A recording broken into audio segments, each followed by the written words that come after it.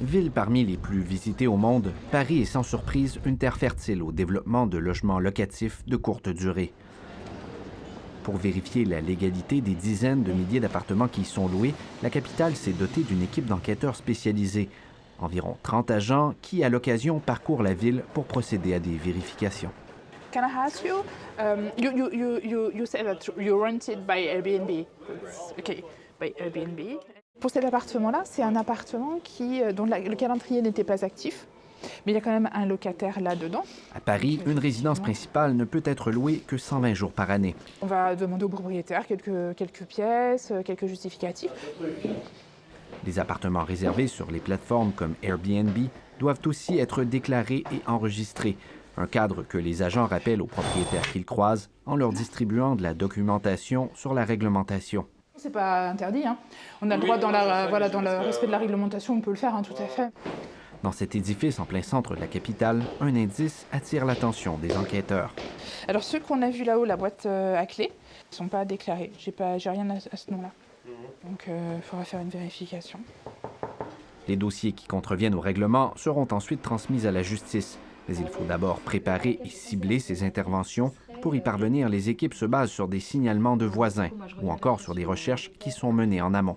Le nombre de commentaires peut nous orienter. Lorsqu'une annonce est déclarée en meublé tourisme et qu'on observe qu'il y a plus de commentaires que les 120 jours qui sont autorisés pour une résidence principale, eh bien évidemment, ça nous oriente. L'an dernier, des propriétaires fautifs ont dû payer un total de 2 500 000 € d'amende, l'équivalent de plus de 3,5 millions de dollars canadiens pour infraction au règlement. Mais le travail de la trentaine d'agents de la Ville de Paris n'est pas toujours simple, surtout dans une destination aussi prisée des touristes. Selon la Ville, 45 000 annonces sont actives uniquement sur la plateforme Airbnb. Toutes ne peuvent pas être vérifiées et la législation a parfois une portée limitée. On voit les stratégies des propriétaires qui évoluent. Par exemple, depuis quelques années, on observe de plus en plus de commerces transformés en meublés de tourisme, alors que jusqu'alors, c'était essentiellement des logements qui étaient transformés en meublés de tourisme. Donc on a adopté de nouvelles réglementations pour faire face à cette évolution des stratégies des investisseurs. Puis sur le terrain, l'accès aux propriétés n'est pas toujours simple. Contrairement aux facteurs, ces agents de la ville n'ont pas les clés.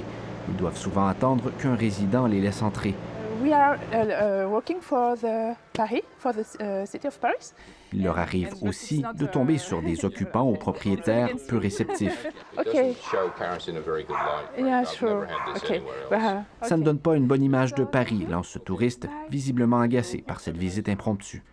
Le pire, c'est de mettre en place des règles sans avoir des moyens derrière pour vérifier qu'elles sont appliquées. Le responsable du logement au sein de l'administration municipale ne cache pas ses objectifs.